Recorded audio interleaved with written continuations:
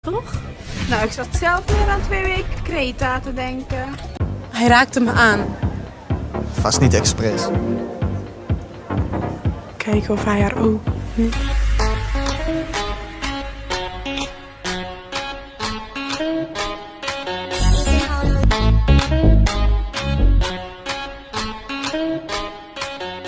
Сайн байцгаана уу? YouTube найзуудын channel дээр тавтай морил. Тэгээд энэ удаагийн бичлэг бол миний ганцаараа бичсэн бичлэг байгаа. Тэгээд би та одоо ганцаараа бичсэн 5 бичлэг оруулах байгаа.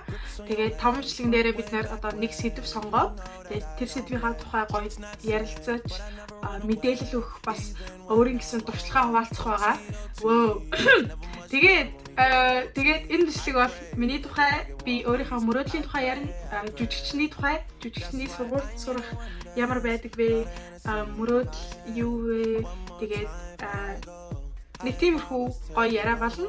Тэгээд энэ бичлэгээ дуустал үзээрэй. Тэгээд бүр тэгээд л ахыг. Тэгээд бүр жүжигчний мэрэгчлээ болохыг мөрөөдсөн хүссэн хүүхдүүд бол бүр сайн сонсоорой гэж хэлье. Эхэлцгээе.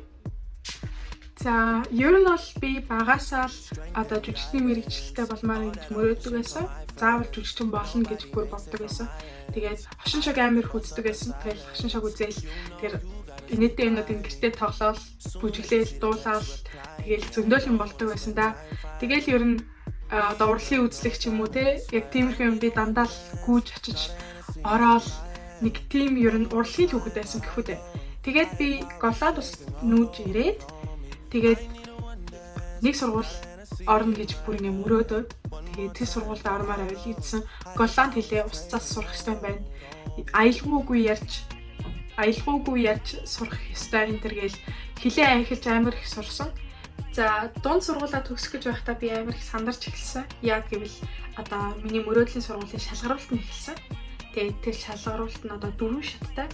Бас жил болгон 2000 хүүхдүүд бараг цагаар орох гэж оролддог. Тэгээ 2000 хүүхдүүдээс нэг ангид 25-аас 30 хүүхдэл авдаг. Тийм болохоор за ер нь ингээд одоо тэр сургуульд орох chance амар бага байгаа.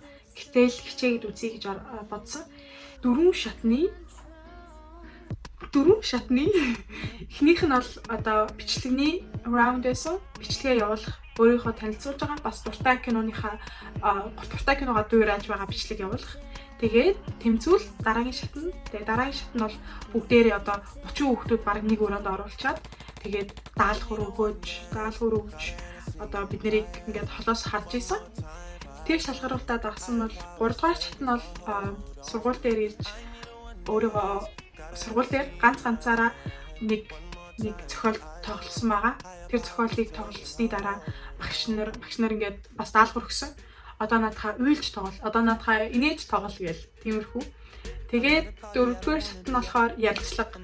Тэр нь болохоор одоо ганц ямар дүнгээр төгсөж байгааг чи харахгүй, ямар авьяастай гэдгийг чи харна, ямар чадвартай бас одоо тэр хүний back story-г сонсдог дандаа. Ямар мөрөөдөлтэй хүн бэ? Хувь хүнээс чинь амар их харж иж сонгосон. Тэгэл ер нь би ийдсэн 4-р шат хүртлээр явчлаа гэж амар баярлж байсан. Тэгээ 4 шалгаруултанд орсныхаа дараа хариугаа хүлээнэ гэж 2-7 хоног болох байсан. Тэгээд би маргааш ээжтэйгээ бас танилцагчдаа машинд явж исэн чинь надад мессеж ирээд тэгээд би бүр гайхаад ямар уртан мессеж ирж байна гэхдээ онгойлгох чадахгүйсэн. Тэгэл онгойлгоо харсан чинь чи сонгогдсон гэд би бүр итгэж чадахгүй. Тэгээд ээж хэлэхгүй байх. Энэ тоглоом юм бах та. Яагаад нэг хоногийн дотор шууд ингэж мэйл ирж байна гэх. Тэгэл ээж би сонгогдсон байна гэж хэлчихсэн чинь бөөм баяр. Тэгж нэг мөрөөдлийнхаа сургуульд орж байсан. Тэгээд одоо би энэ сургуулийнхаа 2 дугаар ангид явж байгаа. Монголын одоо соёл урлагийн их сургуультай харьцуулж болно. Соёл урлагийн их сургуулийн одоо кино actress-ийн анги гэхүүд. Ангидаа би яг эхлээл тэгэл ер нь соёлын ялгаа амар их мэдрэгдсэн. Ч гэсэн бид нар ингээд зорилго нэг мөрөөдөл нэг болохоор бүх юм дээр ингээд санаа гоё нийтэж байсан л та. Яг гэвэл жүжигчний сургуулийн хүүхдүүд одоо бүгдээрээ амар их чөлөөтэй бие биентэйгээ юу болсон ингээд нууц байхгүй амар чөлөөтэй ярьдаг. Бас амар бүгдээр амар open minded. Бүх юмнуудыг ингээд өнцгнөөс нь өөр өнцгөөс бас харж чаддаг. Тийм болохоор ингээд хэрүүл маргаан энэ төр гэл тиймэрхүү юмуд байгаагүй яг ингээд нэг ангим нь бүр нэг гэр бүл шиг санагдсан. Тэгээд хүмүүс гайхаж байгаа бах. Яагаад ингээд кинон жүжигэн ингээд 2000 хүүхэд ингээд орох гээд байхад яагаад нэггүй хүүхдийг нэгхэн ангийг авч байгаа юм бэ гэж бодож байвал яагаад гэвэл жүжигчний мэргэжил бол ховор мэргэжил бас одоо special байх ёстой. Одоо хүн болгон жүжигчин болно гэвэл одоо жүжигчний мэргэжлээр төгссөн хүмүүс тийм их байгаа байвал кинонд бас жүжигчин сонгож авах юм хэцүү болно.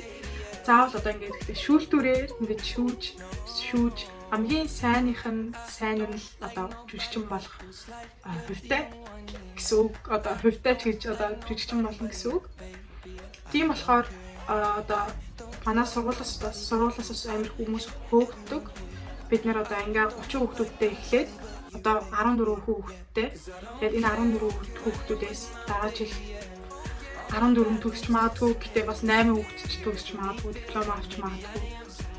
Одоо жүжигний сургуульд одоо ямар хичээл ордог вэ гэж бас хүмүүс гайхаж байгаа. Яг гэвэл энэ жирийн сургуулиас бол шал өөр. Бид нэр төрөл бүрийн хичээл орно. Гэтээ хамгийн том сургаал нь бол чи өөрөө хэн бэ? Юу чамайг одоо бусдаас өрмөц болгож юм? Чиний жинхэнэ identity чинь одоо хэн бэ гэж тийм юм дээр бид нэр амар ажилласан байгаа. Биеийн хөдөлгөөнтэй хичээлүүд зөндөө орно. Одоо йогч орно.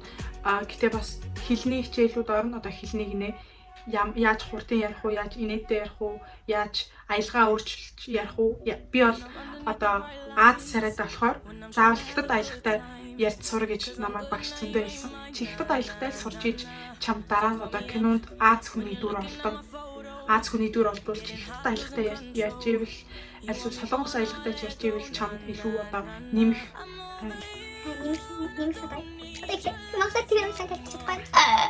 нэг тиймэрхүү жүжигчин болох мөрөдөлтэй хүүхдэд хандаж хэлээ гэвэл хязээч битгий юмыг голоор даалгаврыг доод зэрэглэлийн бичлэг ч гэсэн хийгээрэй. Тэгжиж л өөрөө туршлагатай болно. Одоо туршлагаа нэмж чадна. Бас хязээж битгий мөрөөдлөө хаяарай. Мөрөөдлөөсөө бууж өгөөрэй. Яг гэвэл жүжигчний сургуульд орох гэж өмнө нь хэцүү юм байхгүй юу? Жүжигчний сургуульд орж чадаагүй зөндөө мянган жүжигчнүүд бас байна. Тэгээд миний ангид бас орж ирсэн хүүхдүүд бүгдээрээ жүжигчний сургуульд орох гэж бас 3 жил оролцсон хүүхдүүд бас байгаа.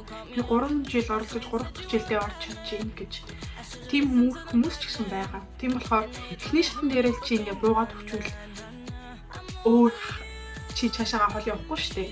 Өөр мэрэгжил сонгосон ч гэсэн чи ийм хурдан бууж өгчийвэл хизээч чи юмд хүрэхгүй.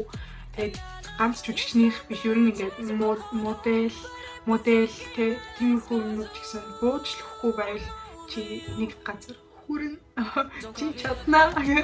Энэ удаагийн миний бичлэг нэг иймэрхүү. Тэгээд би яг хаанаас эхлээд хаа хүрэн хаан дуусна гэдэг тийм сайн мэдгүй байсан болохоор жоохон ингэ замралтай ярьчлаа. Гэтэ жоохон ойлгомжтой ярьсан байх гэж найдаа. Яагаад гэвэл миний монгол хэл ч гэсэн тийм сайн биш. Гэхдээ энэ бол эхлэл тэгээл цаашдаа сайжраа явна. Тэгээд хэрвээ надаас жүжигийн тухай, миний сургуулийн тухай эсвэл зүгээр л миний тухай асуулт байвал дандаа Instagram-аас асууж болно. Би хариулна. Тэгээд манай дөрвийн бас өөр бичлэгүүдийг үзээрэй. Тэгээд цаашдаа илүү гоё бичлэгүүд оруулна. Илүү гоё өөр бас мэдээлэл ч юм уу те. Тэгээд ямар бичлэг үзмээрээ бас тэрийг бас коммент дээр бичээрэй. Гэтэ бас subscribe хийхээ, лайк дарахаа, share хийхээ битгий мартаарай. Тэгээд энэ удаагийн бичлэг ингээд өндөрлөж байна.